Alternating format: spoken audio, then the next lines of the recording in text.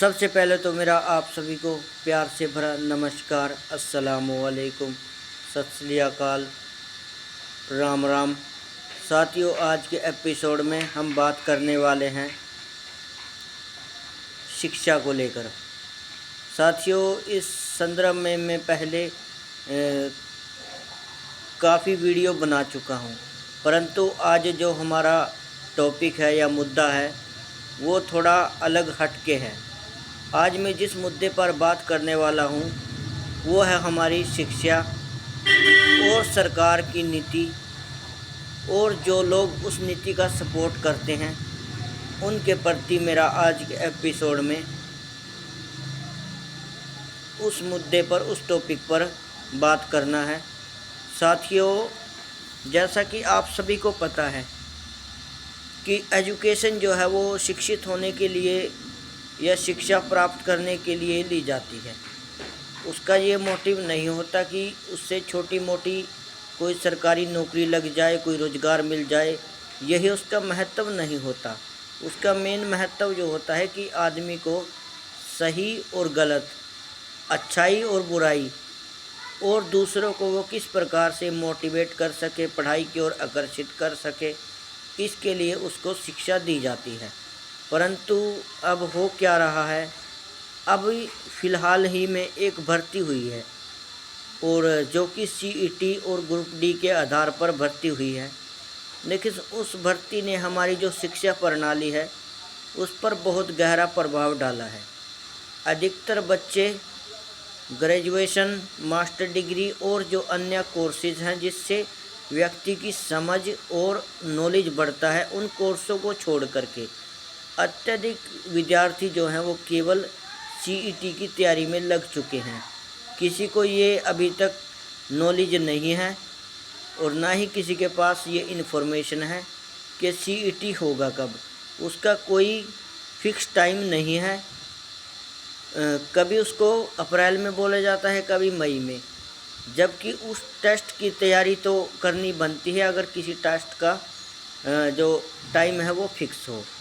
लेकिन अगर किसी टेस्ट का टाइम फिक्स नहीं है तो आप अदर जो आपकी पढ़ाई है उस दौरान आप अगर कोई डिग्री कर सकते हैं, कोई डिप्लोमा कर सकते हैं, आप कोई एक दो क्लास और पढ़ सकते हैं। अगर किसी ने 10वीं की है तो वो +2 कर सकता है, +1 कर सकता है, या किसी ने +2 की है वो ग्रेजुएशन कर सकता है। अगर किसी ने ग्रेजुएशन किया है तो वो मास्टर डिग्री कर सकता है। परंतु ऐसा नहीं करके हम ओनली सीईटी के पीछे भाग रहे हैं, जबकि हमारे देश की ये अलग सी पहचान है कि जब भी हम चलते हैं तो भेड़ चाल में एक और ही चल पड़ते हैं। यह नहीं देखते कि यहाँ पर अगर सभी लोग जाएंगे तो किसी का बेनिफिट होगा या नहीं। जबकि अत्यधिक मात्रा में यह होता है कि जहाँ भेड़ चाल होती है वहाँ लगभग घाटा ही होता है, वहाँ कभी भी हमें बेनिफिट नहीं होता। तो इसलिए मेरा इस वीडियो के माध्यम से यही कहना है कि हमें पढ़ना चाहिए। हमें इस बात की ओर या फिर इस विचार की ओर नहीं जाना चाहिए कि हमें तो बस सीईटी के माध्यम से जॉब मिलेगी। नहीं साथियों, अगर आप पढ़ोगे और शिक्षा ग्रहण करोगे तो सरकार से रोज़गार की डिमांड भी आप लोग ही करोगे। अगर सरकार रोज़गार नहीं दे रही है और वो हमारे लिए काम नहीं कर रही है तो उसके लिए भी हम ही कसूरवार हैं, क्योंकि हमने उस सरकार को चुना है। सरकार का कोई कसूर नहीं होता, लोगों का ही खुद का कसूर होता है, क्योंकि उनके द्वारा ही उस सरकार को चुना जाता है। और चुनते समय वो इस बात को सोच और समझ सकते हैं कि ये सरकार हमारा भला कर सकती है या नहीं। पहले अगर कोई सरकार आपने 2 प्लान देख ली है और आप उसको तीसरी बार भी चुनकर ये बोल रहे हैं कि यह हमारा भला नहीं कर रही है, तो उसमें आप सबसे बड़े बेवकूफ़ और सबसे बड़े मूर्ख जो हो वो आप हो। क्योंकि आपको जब यह लगता था कि यह सरकार आपका भला नहीं करेगी तो आपने उसको क्यों चुना।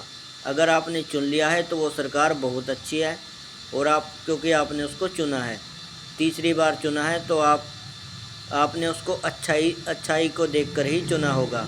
अगर आपने किसी धोखे से चुना है तो उसके लिए भी आप ही कसूरवार हैं, क्योंकि आपके पास नॉलेज है, आप पढ़े लिखे हो, आपके पास हर प्रकार का ज्ञान है। उसके बावजूद भी आप किसी के धोखे में या फिर भी किसी के बहकावे में आकर के किसी सरकार को या अपना वोट दे रहे हैं या चुन रहे हैं, तो उसमें आप ही कसूरवार हैं। सरकार का और अन्य लोगों का कोई कसूर नहीं है। तो इसलिए साथियों, मेरा यही कहना है कि आप अपनी पढ़ाई को न रोकें, बल्कि पढ़ाई पढ़ें। आप ग्रेजुएशन करें, मास्टर डिग्री करें, अदर्स कोर्स में भाग लें। CET जब होगा तब दे देना, लेकिन मैं ये भी नहीं कहूँगा कि आप उसकी तैयारी न करें। उसकी तैयारी भी करें और आप अन्य भर्तियों की तैयारी भी करें। बहुत सारे बच्चों को देखता हूँ जो इंटेलिजेंट हैं, होशियार हैं, टैलेंटेड हैं, लेकिन अभी वो +2 के बाद अदर किसी क्लास में एडमिशन नहीं ले रहे हैं। वो केवल CET की तैयारी कर रहे हैं। CET में क्या होता है कि +2 बेस पर तो केवल ग्रुप D में या फिर ग्रुप C में ही बच्चे का सिलेक्शन हो पाता है। B और A के लिए तो बच्चे को लड़ना होगा और ग्रेजुएशन और हायर एजुकेशन तक जाना होगा। यह ज़रूरी नहीं है कि आप एक बार अगर जॉब लग जाते हैं तो फिर वहाँ से आपकी जो है ग्रोथ हो सकती है। ग्रोथ तो परंतु कई बार हो भी सकती है, लेकिन आपको जिस एजुकेशन की आवश्यकता है, जिस पढ़ाई की आवश्यकता है, वो नहीं होती। तो इसलिए आप प्लीज़ पहले पढ़ाई करें और फिर रोज़गार को तलाश करें, फिर रोज़गार के चक्कर में आप पढ़ें। तो इसलिए इस एपिसोड में मैं इतना ही कहना चाहूँगा। अगर आपको यह मेरा वीडियो अच्छा लगा हो तो प्लीज़ वीडियो को लाइक करें, चैनल को सब्सक्राइब करें और बेल आइकन को प्रेस करें, शेयर करें और कमेंट में अपना सुझाव ज़रूर दें। धन्यवाद।